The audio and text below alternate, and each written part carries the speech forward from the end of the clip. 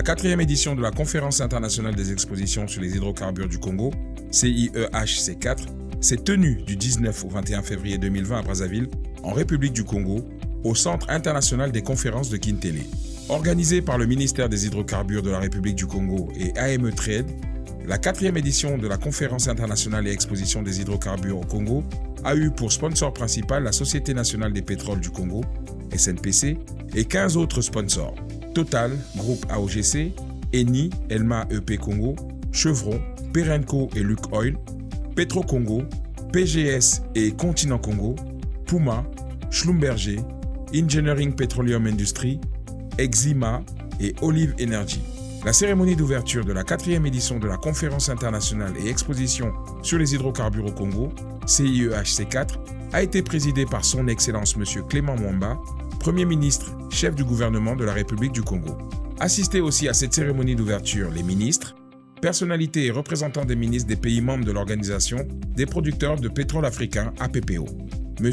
Fumakoy Gado, ministre d'État, ministre du pétrole du Niger, président de l'APPO. M. Rubens Milkinko Mouima, ministre d'État, ministre des hydrocarbures de la République démocratique du Congo. M. Gabriel Mbanga Obiang Lima, ministre des hydrocarbures et des mines de la République de Guinée équatoriale. M. Timipré Silva, ministre délégué en charge des ressources pétrolières de la République fédérale du Nigeria. Dr Omar Farouk Ibrahim, secrétaire général de l'APPO. M. Zakaria Dosso, directeur général de la Société africaine d'investissement en énergie. Les représentants de l'Angola, du Bénin, du Cameroun, de la Côte d'Ivoire, du Gabon, du Tchad. 4 allocutions ont été tour à tour prononcées par Mme Renchance Kodzi Sake, secrétaire générale de la commune de Kintélé, représentant Mme Stella Mensa Sassou-Nguesso, députée maire de la commune de Kintélé. M. Raoul Ominga, directeur général de la Société nationale des pétroles du Congo SNPC. Jean-Marc Tchister Tikaya, ministre des hydrocarbures de la République du Congo. Son Excellence M. Clément Mwamba, Premier ministre, chef du gouvernement de la République du Congo. Avant tout propos, permettez-moi d'associer ma voix à celle de la représentante de Madame le maire de la commune de Kintélé pour vous souhaiter la bienvenue dans ce centre international de conférences de Kintélé à l'occasion de la 4e édition de la conférence internationale et exposition sur les hydrocarbures au Congo. L'utilisation des ressources naturelles des hydrocarbures demeure pour notre pays un pivot majeur pour la diversification de notre économie. Son Excellence, M. Denis Sassou Nguesso, président de la République, chef de l'État, nous l'a rappelé lors de son message de fin d'année, en s'appuyant sur le projet de la zone économique spéciale, dont les besoins en hydrocarbures gazeux en termes de volume de gaz sont estimés à 8 millions de standards mètres cubes par jour. La ressource pétrolière doit financer l'économie et servir en même temps de levier à la diversification qui garantit les bases d'une croissance qui se veut plus résiliente et plus inclusive. Mesdames et messieurs, cette 4e édition a pour objectif principal d'échanger sur les opportunités de valorisation des ressources en hydrocarbures pour la diversification économique et l'intégration régionale. Cette valorisation est d'ailleurs dans l'actualité de la visite de travail du président de la République du Congo à Pointe-Noire, avec l'inauguration hier de la 3e turbine de la centrale électrique du Congo, alimentée par les ressources en gaz de nos hydrocarbures. En souhaitant donc plein succès à vos travaux, je déclare ouverte la 4e édition de la conférence internationale et exposition sur les hydrocarbures au Congo et je vous remercie. La tendance du CIEHC4 était de 654 délégués, 55 orateurs, 45 exposants, 22 pays, dont 10 pays membres de l'APO. Angola, Bénin, Cameroun, Canada, Congo, pays hôte, République démocratique du Congo, Côte d'Ivoire, Chine, Émirats arabes unis, États-Unis d'Amérique, France, Gabon, Guinée équatoriale, Italie, Namibie, Niger, Nigeria, Norvège, Royaume-Uni, Russie, République sud-africaine et Tchad, et ses sponsors. Le CIEHC4 fut un espace d'échange et de promotion des activités pétrolières et gazières en Afrique durant 2 jours d'exposition et de présentation ainsi qu'1 jour d'atelier ponctué de débats enrichissants. Le thème principal de la CIEHC4 a porté sur valoriser les ressources des hydrocarbures en vue de la diversification économique et de l'intégration régionale. La conférence a abordé un large éventail de thématiques liées à la vision globale de l'industrie des hydrocarbures et aux stratégies de financement et de développement de la chaîne des valeurs pétrolières et gazières en Afrique. Pour moi, le point fort de cet événement, j'en suis à ma 3e participation. Et ce qui m'a le plus marqué, en fait, c'est les retours d'expérience que nous avons pu noter tout à l'heure à travers les interventions venant des autres pays de la sous-région, notamment sur l'implémentation du contenu local, sur les enjeux aussi, mais aussi et surtout sur les suggestions, les recommandations qui ont été faites à l'occasion de cette conférence. Et donc, on espère bien que nos partenaires publics prendront en compte toutes ces bonnes suggestions pour en faire véritablement de programmes allant dans le sens de mettre en place avec les opérateurs du secteur privé des partenariats gagnant-gagnant. Les questions du torchage du gaz et de développement durable ont été évoquées. 8 recommandations ressortent des 3 jours de l'événement. 1. La mise en place d'un cadre légal et réglementaire transparent et attractif pour le secteur en amont. 2. Adhésion des pays qui ne l'ont pas encore fait à l'initiative zéro torchage de gaz du GGFR à travers la valorisation des 10 gaz par des investissements dans leur collecte, le transport pour la mise à disposition à l'industrie de la pétrochimie, du raffinage et des engrais. 3. Recherche, collecte et mise à disposition des expériences réussies de chaque pays africain et des meilleures pratiques internationales en matière de valorisation au niveau national des ressources pétrolières et gazières. 4. État des lieux du secteur aval et dégager les perspectives de développement. 5. Adoption d'un cadre propice à l'investissement au niveau national pour le développement du secteur aval. 6.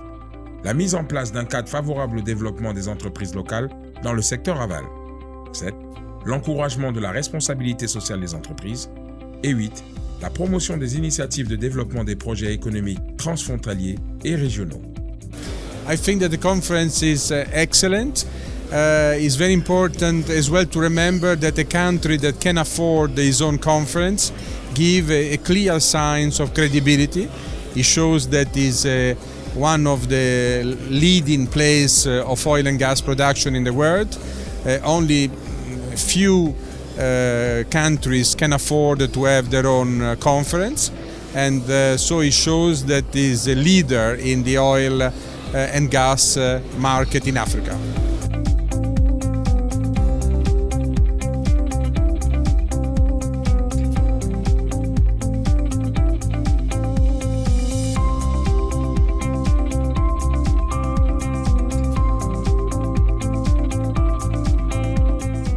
Un cadre réglementaire a été mis en place avec le Code des hydrocarbures qui pousse tout opérateur à consacrer 25% des contrats de partage de production aux entreprises privées nationales qui disposent des capacités techniques et financières pour pouvoir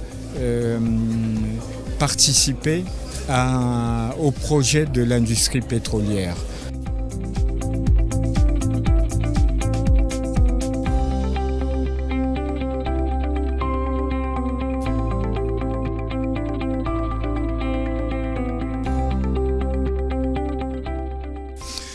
Alors oui, cette conférence est extrêmement importante pour la République du Congo, mais aussi pour l'ensemble du secteur, pour l'industrie en général, parce qu'elle permet d'une part d'échanger sur les législations en vigueur et les réglementations dans notre pays, mais aussi dans la sous-région. mais elle permet aussi à l'ensemble des partenaires de discuter et d'échanger sur des problématiques de notre secteur au sens large, hein, de l'amont pétrolier à l'aval pétrolier, et de pouvoir donc mettre le doigt sur les différentes problématiques et d'apporter donc des pistes de solutions que les gouvernants, mais aussi les partenaires, les sociétés pétrolières, après peuvent continuer à exploiter dans le cadre donc de discussions, de dialogue, pour trouver donc des solutions pérennes qui permettent donc de développer notre secteur.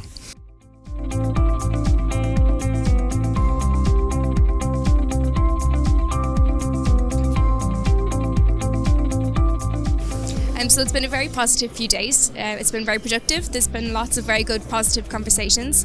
The key take-home message is definitely that everybody wants to enhance production, continue exploration, improve reserves, not only just in Congo but across all of West Africa and the apple producing countries. Yeah, the conference has been excellent. The venue is very modern and very well equipped.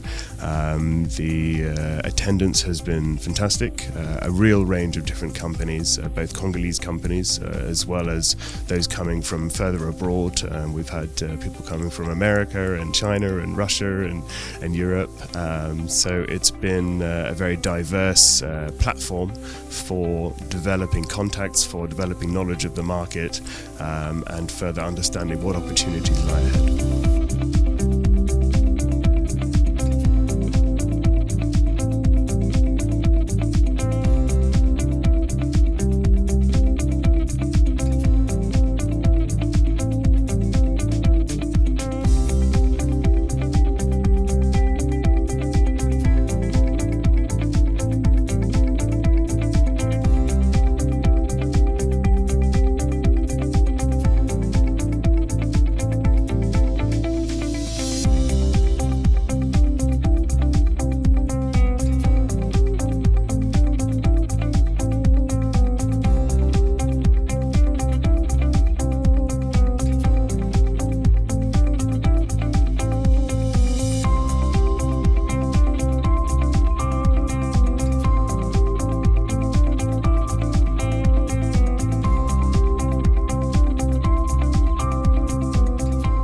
Ce que je voudrais d'abord leur adresser comme message, c'est que la réglementation et la législation en vigueur en République du Congo est extrêmement attractive. Et donc, bien entendu, elle fait la part belle aux investissements, à la protection des investissements. Par ailleurs, nous travaillons aussi à attirer l'ensemble des investisseurs. Aujourd'hui, nous sommes dans la promotion des zones libres et la stabilité des investissements en République du Congo est donc prise en compte dans le cadre du Code des hydrocarbures pour le secteur amont, mais aussi dans les contrats de partage de production où l'ensemble de la fiscalité est définie d'un commun accord, dans le cadre d'un dialogue constructif avec les partenaires. Et aujourd'hui, c'est vrai que nous avons donc abrogé, je dirais, des conventions d'établissement qui nous liaient avec un certain nombre de partenaires, parce qu'elles dataient de 1968, donc ça fait longtemps que la République du Congo est majeure, et depuis 1968, les législations et les réglementations en vigueur dans l'ensemble des pays ont évolué. Le secteur des hydrocarbures a évolué, et donc il est normal que les législations et les réglementations évoluent aussi. Et donc nous avons aujourd'hui 2 lois qui abrogent donc ces conventions, et nous avons donc encouragé les partenaires à venir discuter avec nous pour le cas où ça poserait des problèmes à moyen et long terme pour les contrats en cours, mais à regarder avec nous et discuter pour que la stabilité donc des investissements soit donc prise en compte dans les contrats de partage de production ou les avenants qui nous lient à ces sociétés. Donc tout est fait en République du Congo pour attirer les investisseurs, et encore une fois, nous avons un code extrêmement attractif.